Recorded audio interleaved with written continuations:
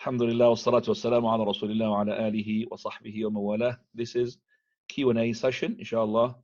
So we'll start with the questions from the paper, basically, jazakallah khairan. And then we'll go to the panel as well, and the people who are asking directly from the microphone. Go ahead, Ahmed, for the question. An elderly woman, she is asking about having a bone marrow transplant. She has cancer, and if she does have this, it will make her very ill, and there's a risk she could die. And she's asking, what should she do as in this situation to have proper tawakkul? What does she do?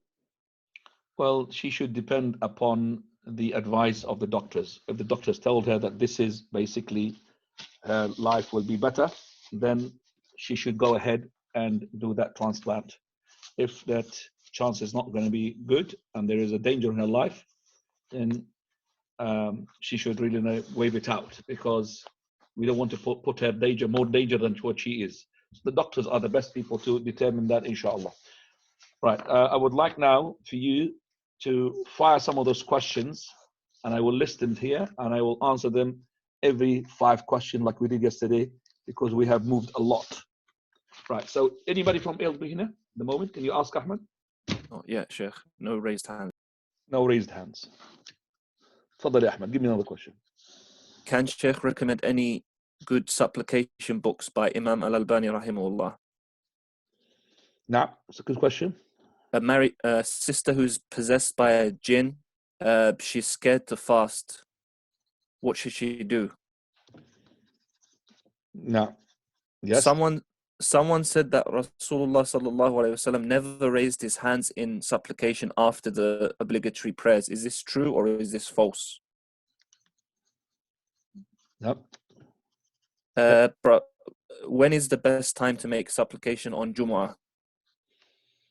No. Is it permissible to make supplication upon the souls of Prophet Muhammad? Sallallahu alaihi wasallam. Souls or soul? He put souls, but I think he means soul. Yeah. No. Right. We'll just go with the 5 questions here. I will remind the people from Aylesbury, please raise up your hands. Is there any book of Sheikh al-Albani that I recommend? For the Sheikh al-Albani himself, there is no book, but there is the booklets of Sheikh al-Albani had made checking upon them, like Sahih al-Kalim al-Tayyib. Okay, Sahih al-Kalim al-Tayyib is for Ibn al-Qayyim, which Sheikh al-Albani had checked, and it's very good. And also there is embedded in some of the books of the Sheikh, some of those 2 du'as, but it's not really a booklet of du'a. Like, for example, in the Kitab Sifat Salat al-Nabi sallallahu alaihi wasallam, there is du'as there. What you say in the tashahhud, what you say in the ruku', what you say in the sujood, there is du'as there as well. But the booklet is Sahih al-Kalim al-Tayyib, inshallah, the best one. Sister, she is possessed by jinn, and she is afraid to fast. Now, here she fears for what? Now, if she's possessed, she is ill. And if she is ill, now, okay, the possession is of 2 parts. Full possession, she doesn't know what she's doing. There's no fast on her. There's not even prayer on her. So this is where, at the time of the Prophet and the companions called Uthman, he couldn't do the prayer because of the jinn. So this person does not pray because of the jinn. It's understandable, because he overcomes the mind totally. So the same thing with the fast. But if the jinn comes in and comes out, and while you are in the Ramadan, for example, you are alhamdulillah feeding, you're okay. And this is one of the things that would say to us, the jinn is not all of them are being tied up, because we find possessed people still possessed during Ramadan. So we said the shayateen are the ones being locked up, and the powerful marad, jinns. So the normal jinns are not locked up. So if she is in the Ramadan able to control her mind and everything, alhamdulillah, and to do the fast, and she does the fast. If she can't, okay, because this is a long-term illness, she pays the fidya. Possession is a long-term illness. So she either fasts or she does not fast. No. Or makes up for the fidya.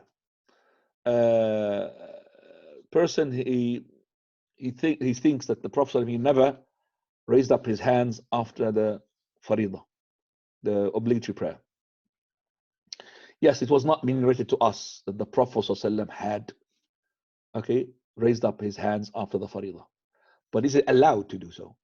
Doing it like regularly, no doubt this is a bid'ah. But doing it as in terms of, let's say after the faridah, you remember there is something that you need to make a dua for, yes. And you raise up your hands. But it's not straight away after the salam alaikum like the people they do. No, you do your adhkar. After the adhkar, you remember there is an exam now coming up. So you want to make a, basically a dua for that.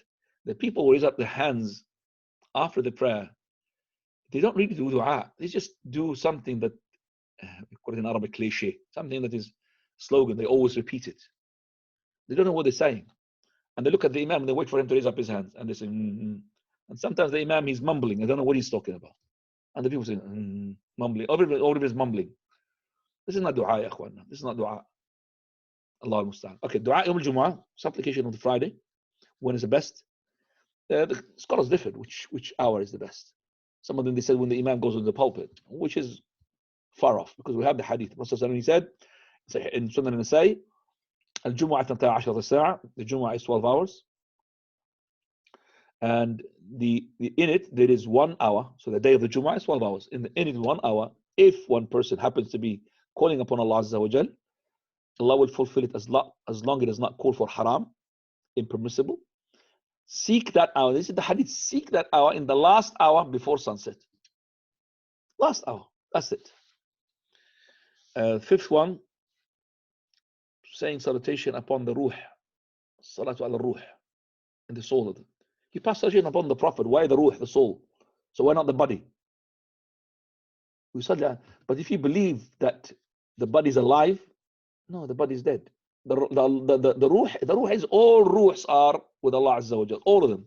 Believers and disbelievers, all of them. Okay, but they're experiencing a punishment. But you see, what is life? Life is the connection between the ruh and the body. Death is the disconnection between the ruh and the body. That's the death. So the body goes to the ground where the worms will eat it, and the ruh will be experiencing whether it is good, that is, will be prosperity, delight, or bad, that will be punishment. Now, anybody from Aylesbury? Yes, we go to Abu Tayyib and then we go to Majid from Aylesbury. No. Assalamu alaikum. I have a question from my son this morning. He asked, in the Fajr, he said a little bit of vomit came up in the prayer and he pushed it back, swallowed it back. Does it break his prayer or does it break his fast? No, it does not break his fast. If any person had came out and he swallowed it, there's no problem. If he came out outside his mouth and he took it, okay? So this vomit, we call it the vomit that you have been overwhelmed with it. He did not make deliberately the vomit. The one who does make deliberately the vomit and he pushes himself, he had broken his fast. But if the vomit overcomes you and some of that food, came inside you, or if you didn't spit it out, it does not break your fast, inshallah. Now, normally the case of people will not swallow the vomit which came out, but it does happen sometimes, and that's normal. Now, Majid, please go ahead from Aylesbury. Assalamu alaikum, Sheikh. Can we lower the hands of the person who had asked the question? Maybe he want to ask again. Now. Assalamu alaikum, Sheikh. I just wanted to ask, what is the time, estimate time for Qiyamul Layl from, I just want to know that at the time of Prophet ﷺ, what was the time? Because obviously Prophet used to sleep and then wake up and then do the Fajr. So just trying to understand what would be that time, what would be the hour? I can't tell you because the hour changes. It's the last third of the night. I cannot tell you. For example, at the moment, let's say I'll tell you 3 o'clock. Okay. Well, in about 2 or 4 days, it's going to be 3 o'clock Fajr. So I can't tell you what time, but the last third of the night. So between Maghrib and between Fajr, divide that time to 3 zones. The third zone is the last third of the night. So what time is Maghrib now? 8:30. 8:30. Yeah. Doesn't matter how quick. It's 8:30. Okay. 8:30. What time is Fajr now? 4 o'clock. Yeah. Okay. From 8:30 to 4 o'clock, how much is that? That's 7.5 hours. 7.5 hours. Divide that into 3 zones. 3 seconds. Divide by 3. Okay. So that's about 2 hours and something. Okay, so let's say 2.5 hours. So the last 2.5 hours before dawn, that's your third last Saturday night. Okay, Jazakallah khair. I was asking also with there is a hadith when Allah subhanahu wa ta'ala descend to the last heaven. I was also wanted to find out. That's why that's why I was asking the question of how to find that hour specifically. Then when, or is there any reference? You got the answer, my dear brother. Okay. Okay. Let's just go give it back to other people. Jazakallah khair. Barakallah. Yalla. Okay, his sister is asking that if she asks her husband for divorce and her husband agrees, Is that Ramadan, ya Sheikh? Is that Ramadan? not Priority in goes the to Ramadan. previous questions. Ramadan, ya Habibi. Okay, we've got in the chat, Abu Asiya is asking, when you are The tired, Eid or Ramadan? Yalla. No. when you are tired, should you always strive to perform the 11 rak'ah for tahajjud, or can you do? No, you don't have to do anything. You just do 1 rak'ah. This tahajjud is voluntary. It is supererogatory. It is not compulsory. See, the people doing Ramadan tahajjud because they want, to train themselves in order to get Laylatul Qadr, inshallah, the last 10 nights. That's what it is. But it doesn't mean that you have to do 11 rak'ah every night. No. But the more you do, the more rak'ah until the 11, the best it is. The better, the more rewardable you are. And you are a person, if you thought of rewards as money, would you leave that opportunity not to gain more money? No. Fadal. Following question. This brother has done marital relations with his wife in Ramadan, and he wants to know what he has to do. There's no slave to free, then you have to fast 60 days, 2 months consecutively. Consecutively means and you don't break any day in between. But if you had a genuine cause, like you were ill, no problem. If you were traveling for the sake of traveling, not because you want to break the fast, because there's a journey, very important, then you have the concession. But other than that, if you broke your fast like that, then I can't dare to say to you to start from the beginning. There's our Sheikh al-Albani said, there's no proof to start from the beginning. But you haven't done it, you'll be sinned. Some scholars said you have to start from the beginning. But there's no proof for that. So fasting 60 days consecutively. And if you can't do that, then you go to the last one, which is feeding 60 poor people. Now, this person has not fasted Ramadan in the past and they didn't have a legitimate excuse. They're asking, do they need to make up those days and do they need to pay the fidya as well on top of that? They didn't fast in the previous days. I don't know why. What is the reason? I think in Jahiliyyah they didn't know, and they're saying in Jahiliyyah, if you embrace Islam or you have been in Jahiliyyah and you meet Tawbah, you don't have to make up for any fast. You just fast in Ramadan and do voluntary fast. So after Ramadan is finished, you do 6 days of Shawwal, you do the first day, you do 3 days every month. Khalas, inshallah, Allah will compensate your missed obligatory. Can I just go to even it's not Aylesbury, go to the people. Because people get bored now. Do you have an on-topic question, guys? Anybody got topic questions, please? Ramadan. In terms of breaking your fast, what is the sunnah? And also, is it disliked to... One question. Don't be cheeky. Okay. What's the question again? So what is the sunnah of breaking the fast? So do we eat until we're full, or do we just have a date and then pray on Salat al-Maghrib?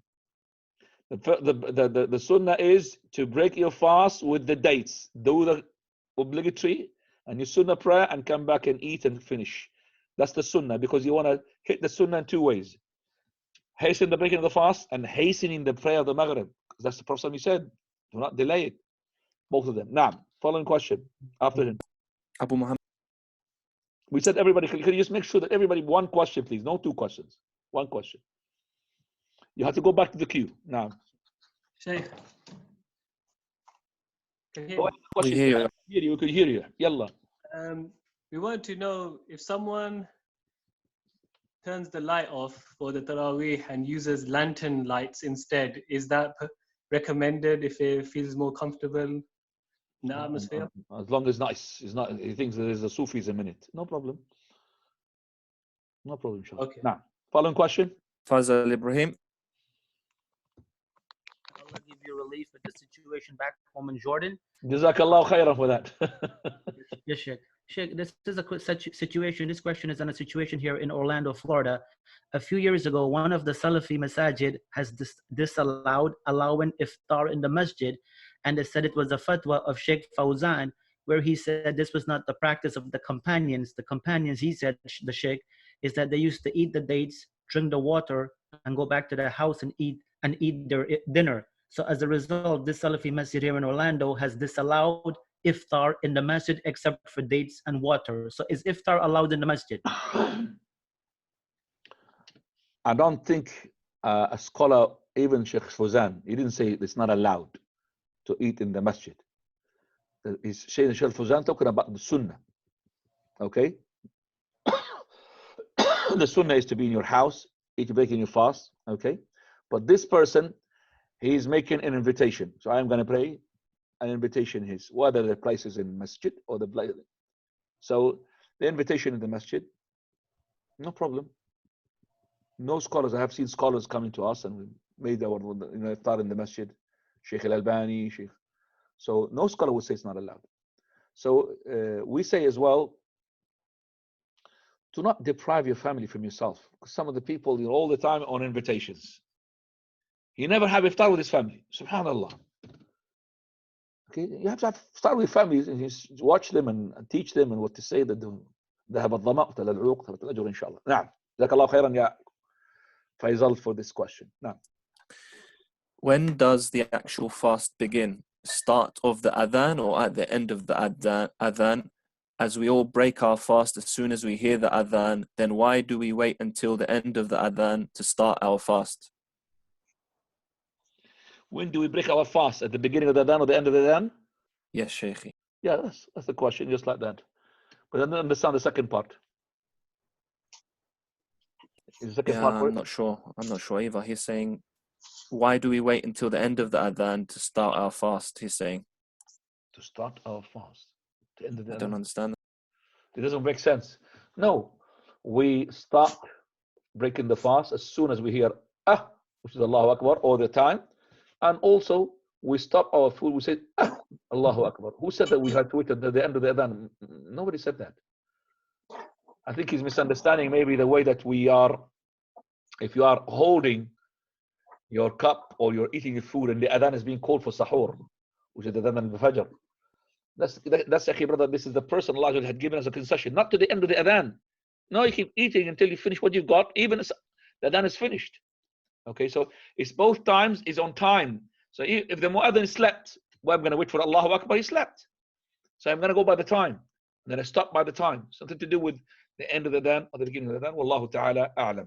Okay, let's give me some questions quickly because it will be more quicker, ya Ahmad. Sister is asking if she wants a divorce from her husband and he only agreed to it because he's fed up of her asking her.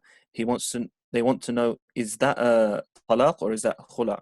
Okay, now. After finishing reciting the entire Quran, what sort of dua should be made? Wait, in the salah or just normal? No, I think they're just talking about khatam of the Quran. Yeah, third question. When is doing dua in congregation allowed? Because some of their families doing it, and when people die. Naam. They're asking, is it permissible to pray Salatul Tasbih? Naam. When going and coming from sujood, should one clench his fist or spread out his fingers and support himself with his palm? How should the hands be? I think this was asked recently. When he goes back to sujood or coming out from the sujood? He's coming back up from sujood, Sheikh. How should his hands be? Okay, very simple question here. You could add as one more question, please. Okay. Can Sheikh mention some Salafi Egyptian scholars or students of knowledge for us to benefit in Egypt? Okay, and? During Ramadan, are you allowed to read Quran in English?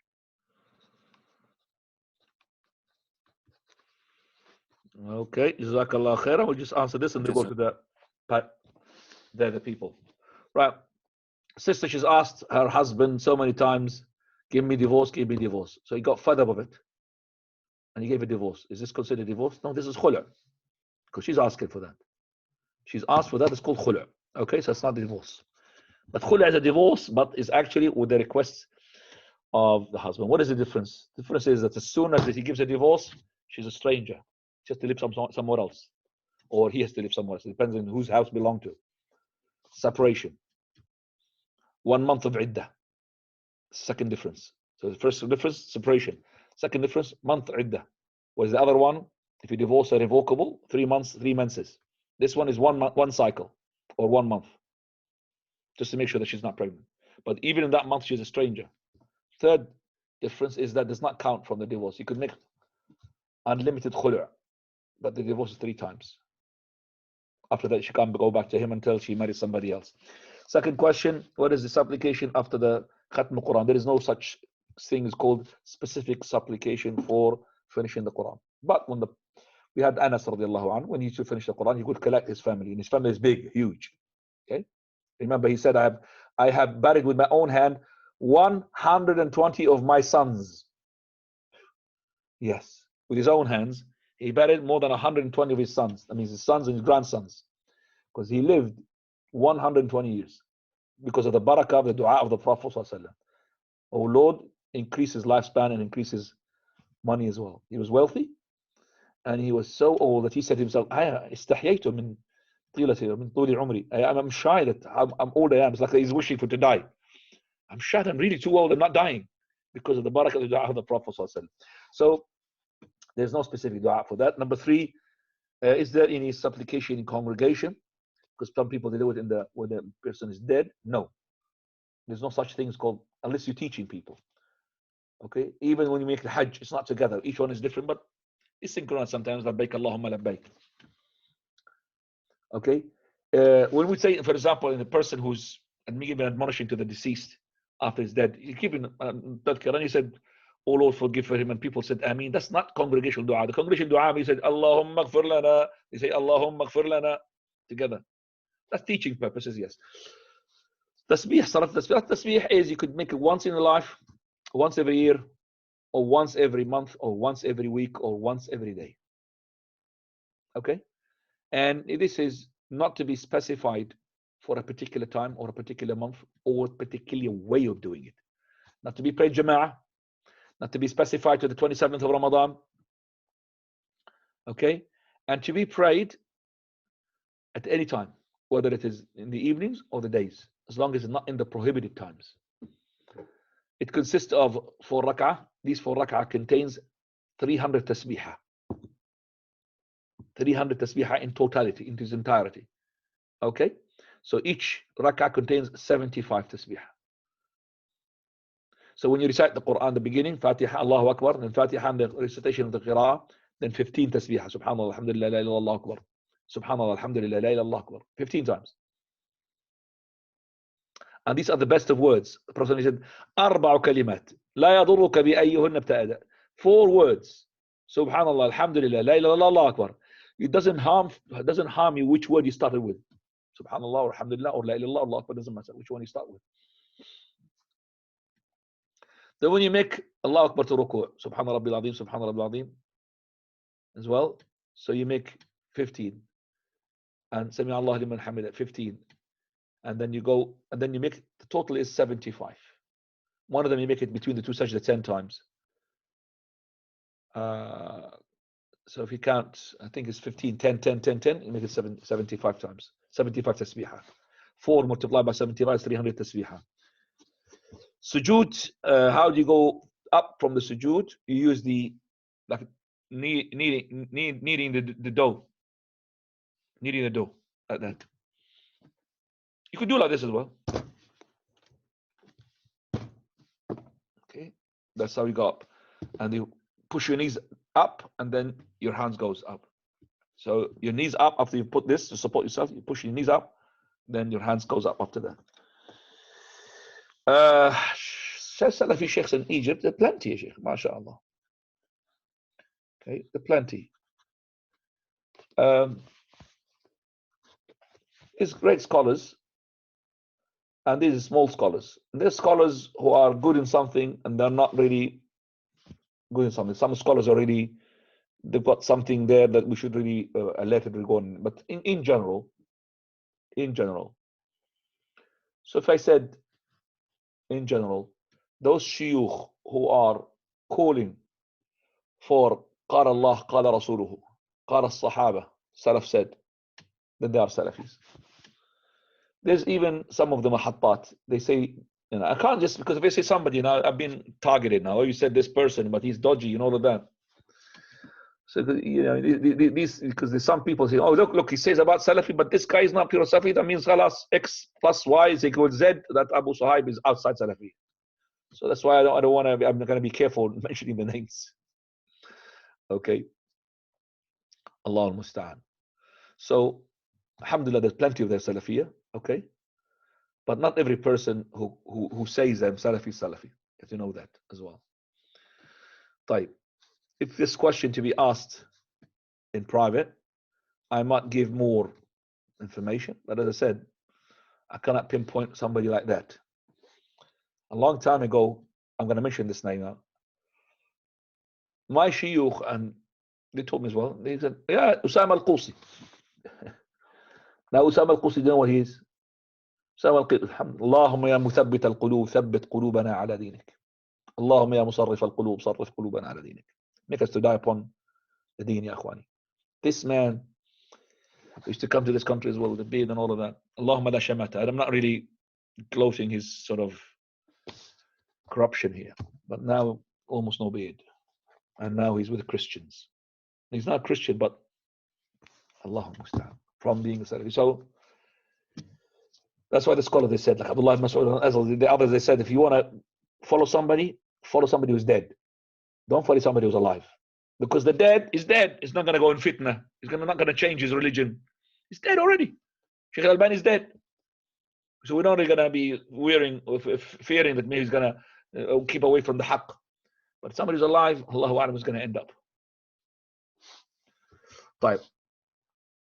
قراءة القرآن, recite the Quran in English.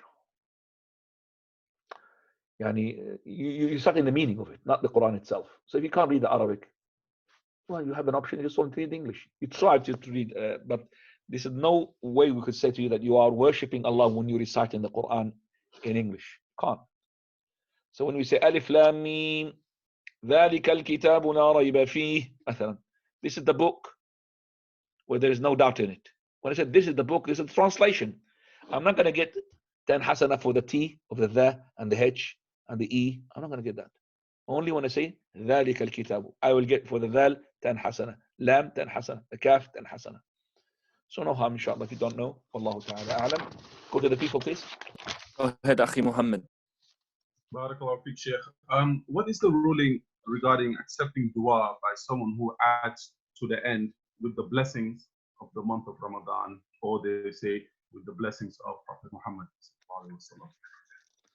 A person, again, that Sheikh Muhammad, I didn't understand that. Somebody. So for example, someone like an elder makes dua for you, and they add at the end of the dua with the blessings of the goodness of the month of Ramadan, or they may add onto it as well with the blessings of the Prophet Muhammad. Give me a wording, please, because I don't understand that.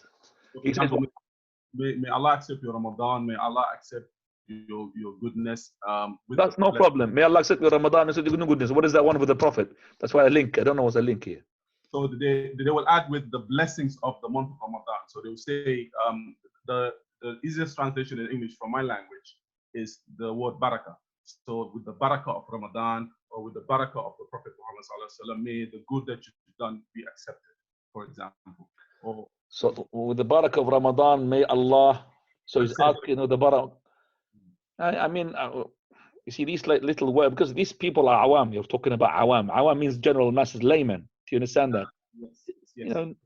Layman. You can't just treat them with word for word. They don't know what they don't mean what they're saying. So you have to be careful on that issue. Why Salafis were really sometimes harsh on this issue. Oh, haram, bid'ah. Because these people don't know what they're saying. Just take them by the. So there is barakah for the month. There is barakah for the people. Abu Bakr had a barakah. ما هذه أول بركتكم يا آل أبي بكر. This is not the first barakah that we had from you or family of Abu Bakr when Allah sent down the ayat, the verses regarding tayammum. Because of the barakah of Aisha radiallahu anha Abu Bakr, because she lost her necklace. The barakah. The month has got a barakah. Yes, the time has got barakah. But to say by the barakah, may Allah accept your deeds. No, this is because you're making like an oath by other than Allah. Okay? So, you say by Allah, may Allah accept your. But by the barakah, I mean, this is not, you can make it like something with the oath of other than Allah. Somebody just said, people they don't mean that. So you fix their love, okay? You tell them, why do you say that may Allah accept my Ramadan by the barakah of Ramadan? May Allah accept Ramadan, the barakah of Ramadan? So may Allah accept my ibadah. May Allah accept with my sincerity. Yes, through your sincerity. Allah accepts your ibadah. Now, another question, please. Go ahead, Abu Abdullah.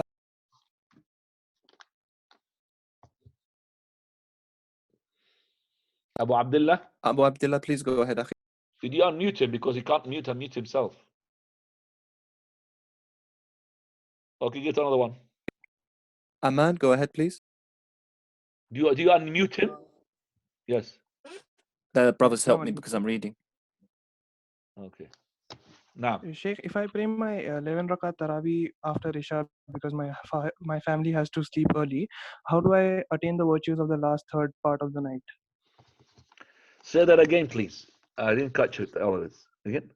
So if I pray my 11 rakat Taraweeh after Isha because my family has to sleep early, so how do I attain the virtues of the last third of the night? Like, do I pray? So because of your family, you're praying your Taraweeh early and as early as possible before they sleep. So how can it be in the last third of the night? Don't worry, Akhi, because the Prophet of Allah, he said, he who finishes with the Imam is like he had prayed the whole of the night. And you are the Imam, so you are as well included. It's like you prayed the whole of the night. You sleep, and it's like you're making qiyam at the end. You understand that? Yes. Jazak Habibi. Now. Go ahead, Muaddab. Assalamu alaikum, Sheikh. Salam barakat ya Muaddab. Yalla Muaddab. Is there any evidence? You know, that name is a very funny. If you go to our country, they laugh. Come on, Muaddab, give your question. Muaddab means polite. Yalla. Subhanallah. Sheikh, is there any evidence from Prophet Sallallahu Alaihi Wasallam that he made dua by himself after fard prayers? You are the hold of the question. We've answered the question, yeah. But please, Yani, we have answered the question. Go to another one question, please. Another one. We've answered the question. Rahib, go ahead, Akhi. Yalla Rahib. Somebody has to give him the microphone. Shall I unmute him myself? Sometimes, Sheikh, when the co-hosts unmute them, they might mute themselves because they're quick, and then this happens. Okay, guys, do not unmute yourself. The co-host will unmute you himself.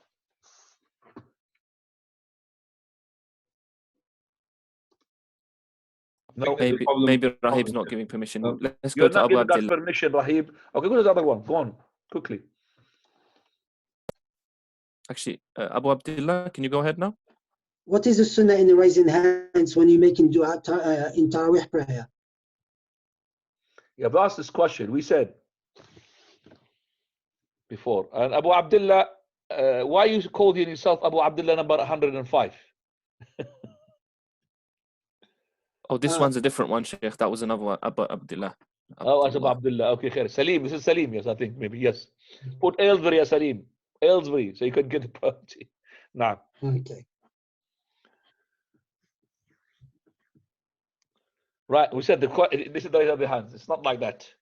Okay. So it's not like that. Okay. It's not high. Okay. No.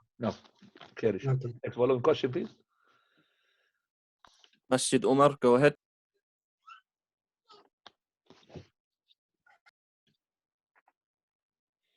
I could see that the writing question is faster. We're wasting time on a lot of time.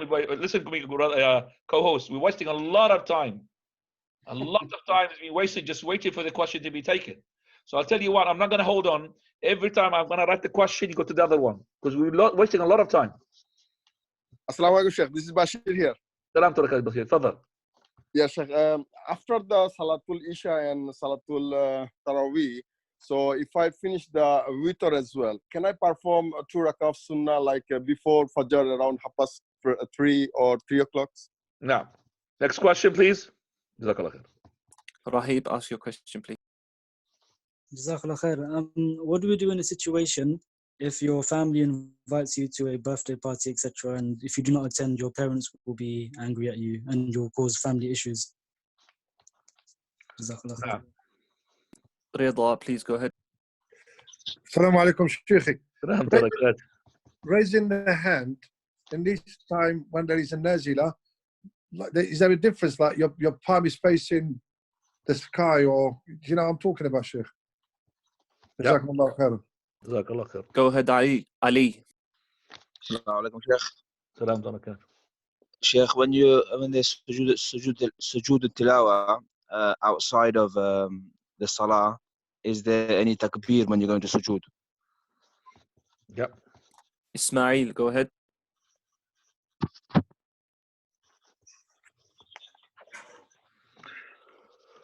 Please go ahead, Ismail. Salam alaikum. And regarding when you're praying, when you are ma'muma, the imam is leading the prayers, do you need to read anything when the imam is praying, like Fatiha, when the imam is praying Fatiha? Because sometimes, you know, it will be silent for a few seconds. So do you need to read the full? Because there is some hadith says there is no salat if you don't read Fatiha. Salam alaikum. Salam alaikum. Abu Muhammad, please go ahead.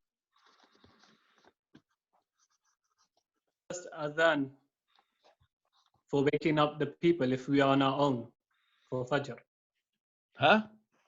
Do we make the first adhan for Fajr even though we are living on our own? No. No. Go on. Some even more questions. Abu Abdullah. I'm finishing the questions better like that. Yalla.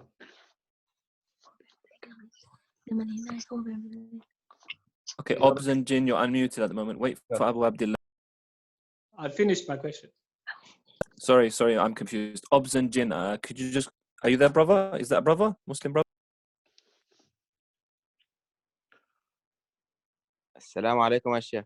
سلام عليكم. من هو أبز جن؟ لا إسلام أبو وداد. معلش أنا بستعمل. I'm using for the teaching. Because I use this in the hospital. Brothers, they're telling everybody, a doctor, to change their names into Islamic names, and your name is Abu Islam or Islam himself. No, this is Obs and gynecology because I use this for teaching. What's your name? Islam. Islam. Abu Wadad. So your name, he doesn't need even a word Muslim, and still you're putting Obs and Jinn and Jinn, you know? No, obstetrics and gynecology. Yeah, I know, but we're making a joke of it. Go on. Yalla, salam. My mother is over 80 or 85, yeah? So some days she doesn't fast, yeah? What she can do, she'll just pay for those days or... so, well done. Taking the question. Jazakallahu khairan. Number 8, go on. Can I just ask Rahib and Abu Abdullah to wait a little bit for other people to ask as well, because we still have written questions, please. Please, Ya Rahib, Abu Muhammad, Ya really, now put on them sign. Block them. Right. Now we go to the answers. Bismillah. First question was regarding that if I prayed my Isha and I prayed my Witr, it's 11 rak'ah. Can I pray after that my 2 sunnah of the wudu, 2 sunnah, the Tahit al-Masjid? Of course. Actually, you could pray 2 sunnah from the night. Prophet Allah said, he who prays 1 rak'ah, the Witr, then he could pray 2 rak'ah. So you could pray 2 rak'ah after the Witr, no problem. And as it's for these rak'ahs which has got reasons like Sunnat al-Fajr, like Sunnat al-Wudu, like Tahit al-Masjid, all of those, no problem, inshallah, to pray them. Type. And also between the 2 adhans, adhan and there's another 2 rak'ah. So between the adhan and the iqamah, there is as well salah. So you could pray the 2 rak'ah of Tahit al-Masjid, if there's a masjid, and plus on top of that, the 2 rak'ah of the wudu, if you made wudu, and plus on top of that, the 2 rak'ah between the adhan and the iqamah, and plus on top of that, the 2 rak'ah of the sunnah of the fajr. You could get 2, if you haven't got time except for 2 rak'ah, lump them all together in this intention with these 2 rak'ah. So you make 2 rak'ah and you lump in the intention. But the original, the main intention is not Sunnat al-Fajr. The most important one on them, or the strongest out of them, is Tahit al-Masjid.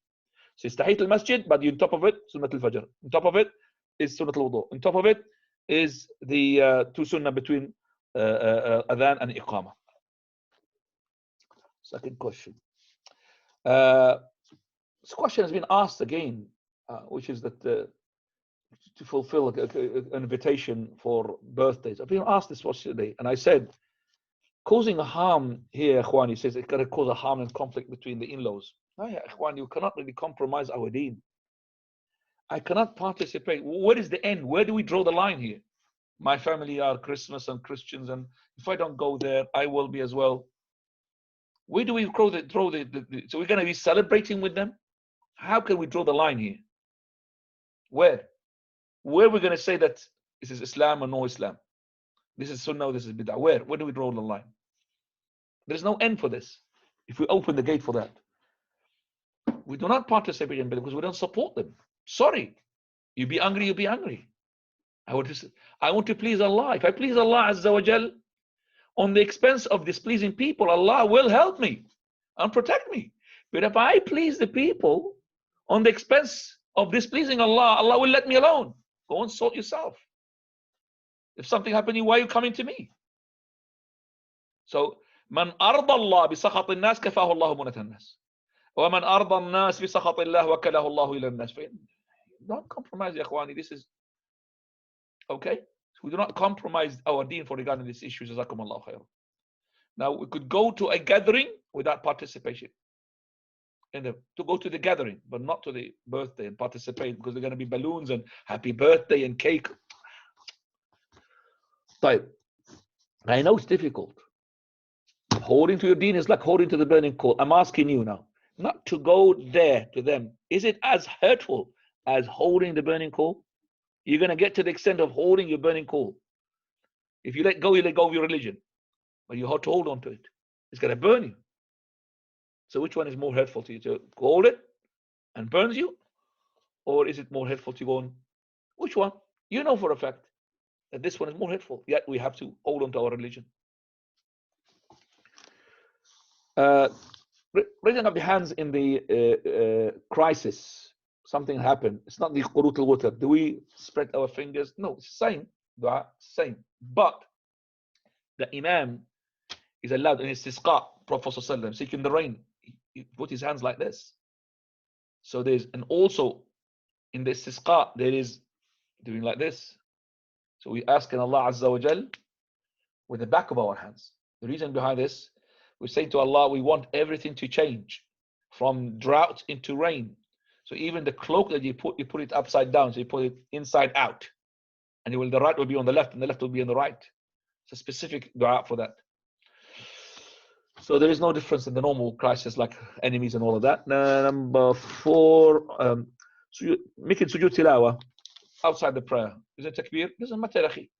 Whether it's inside or outside. Because inside the prayer we say there is no takbir.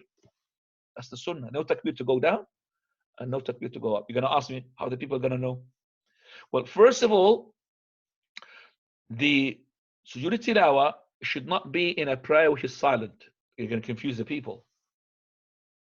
You just be silent and then you went down. People, they think you fell unconscious.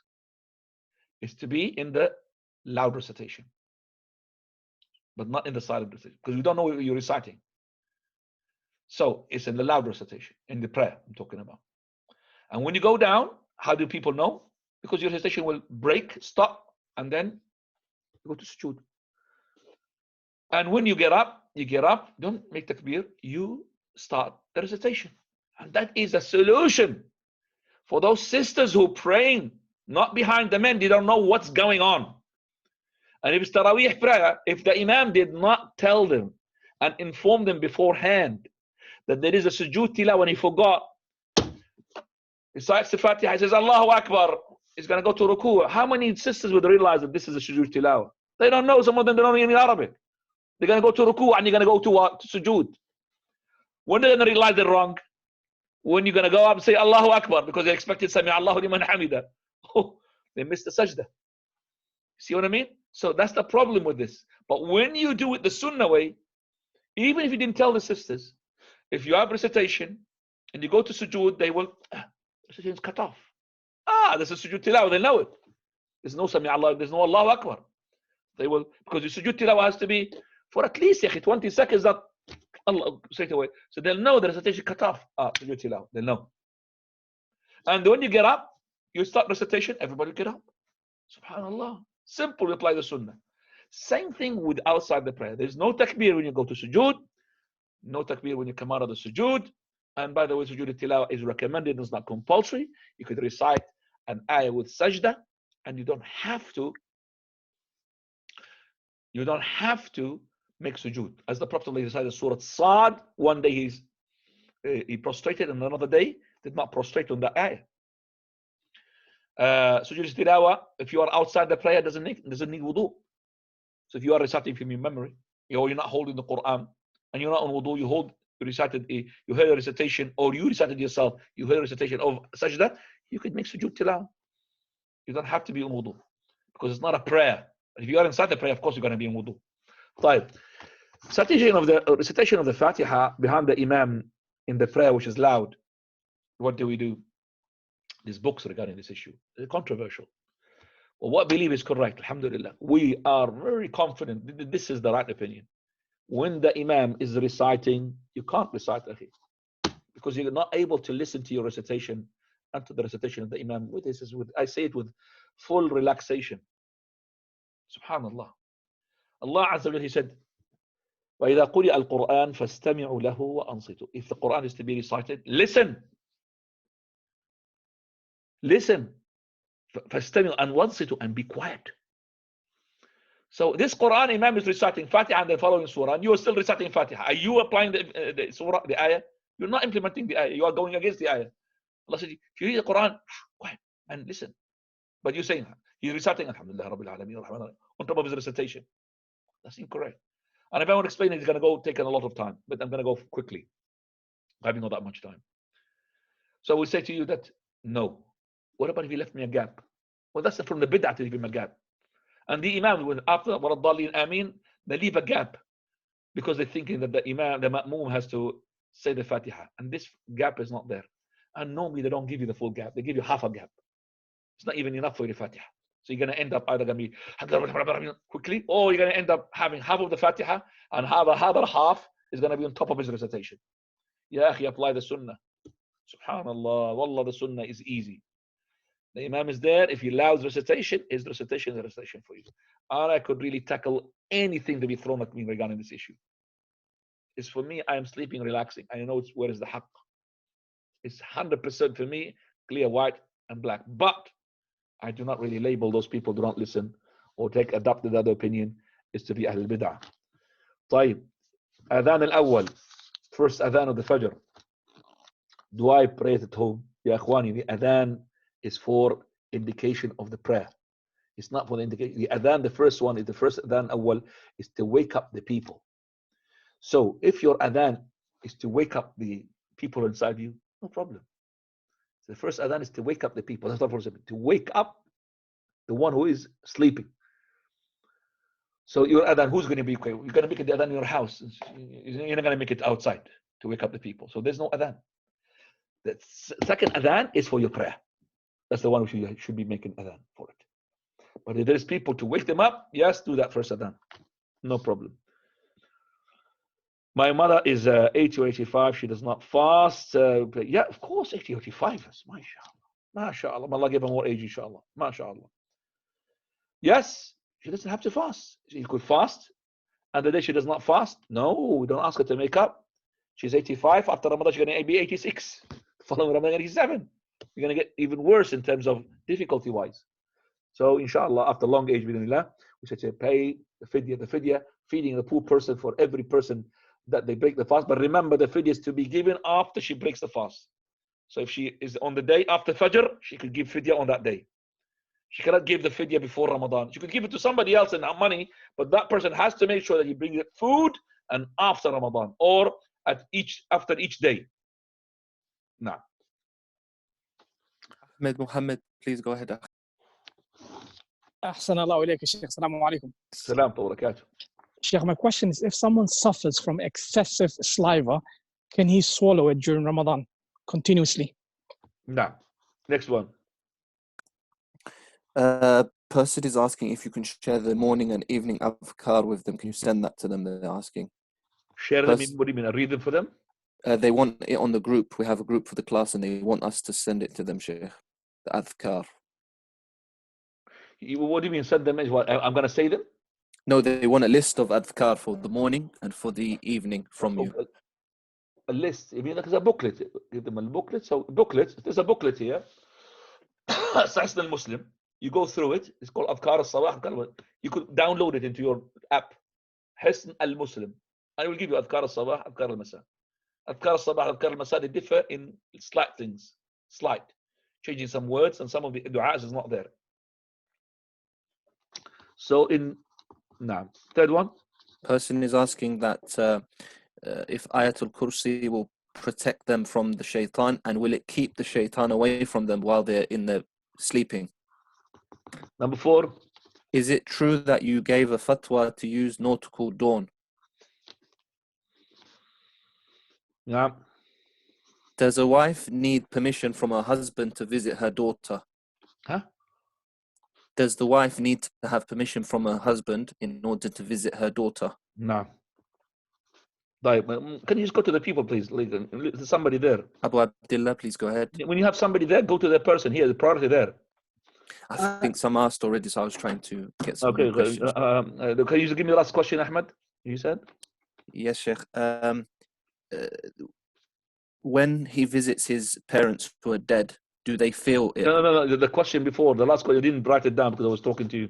Oh, can he visit his? Can she visit her daughter with?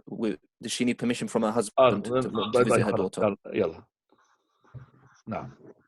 Yes, brother. I'm gonna just wait a second. Your question is gonna be after this. Continuous taking the saliva, no problem. It doesn't break your fast. No problem about that. But unless you got some food in your mouth and you know that you're gonna swallow them, let's be careful. Adhkar al-Sabah wal-Masa, as I said, there's a booklet there. You know, everybody can know that, inshallah. Number 3, the Ayatul Kursi, yes, will protect you from the shaitan. When you sleep, you say Ayatul Kursi protects you from the shaitan. Do I need a permission to visit your father, your daughter, anybody? You have to have a permission from your husband. But your husband has to grant you permission if it's to do with visiting your close relatives whom you have to maintain your relationship with them. But if he told you no, don't go. Don't go. Don't say that. It's my father, I'm going to go. No, it's not correct. It has to be with the husna. He's not allowed to, you're not allowed to go without permission. He's not allowed to prevent you. There's one which is, he said to me, I didn't write it properly, about the Fajr. Before the permission of the... Oh, they're asking if you gave a fatwa to use the nautical dawn time. Nautical. I wrote the word nautical. I couldn't read it in Arabic. Okay. I said, the person when he does the Fajr, number 1, his own sighting. Oh, Sheikh al-Albani used to tell us off. Wallah. You can check on yourself, Sheikh, and your Imam, and you don't know when is the Fajr. You just go by the timetable. Shame. Go and get up on your feet and go and calculate the Fajr. Okay? So for me, I've calculated my Fajr in my area. I've done it more than 2 years. I am relaxed with my nautical dawn here. So I go to the UK weather, nautical, because I've synchronized it with it, and it's mashallah very close. The nautical dawn even, yani, if I wait for it, it's not, my fast is still okay. I could just still even go a bit further than that, maybe 1 minute. But the nautical dawn is a good line for me, and I will not pray before that. Okay, but the nautical dawn, I can't really say it in your place. I cannot say it. I'm just saying it's a guideline. So it's a guideline for everybody. Then you will know. But you, just go out and see. Look for yourself. Look at where the sun rises. Where does it rise from? You know. You've been taught this in the madrasa. East. Look at the east. We have lots of summer days now, mashallah. Go when there is no clouds. Watch, instead of watching films and movies and doing nothing. Go there and watch. Go for the normal timetable of yours, and you see, they will see darkness. There's no, I just asked the brothers who are in North timetable. In your timetable, or maybe they're listening now. In your timetable, when you see the Fajr, is your Fajr? He said, no, dark. Dhalamun, tamis. There's no Fajr. What is the Fajr this is? Yes, for your fast is okay, but for your prayer, give, as I said, number of times, give 20 minutes at least after your timetable. That's if your timetable is normal. But if your timetable is abnormal, like the ones who are during the summer, if you remember, in the summer 3 years ago, 4 years ago, we had timetables that the Fajr is 120. SubhanAllah, 120 is Fajr. What time is Fajr is this? 120.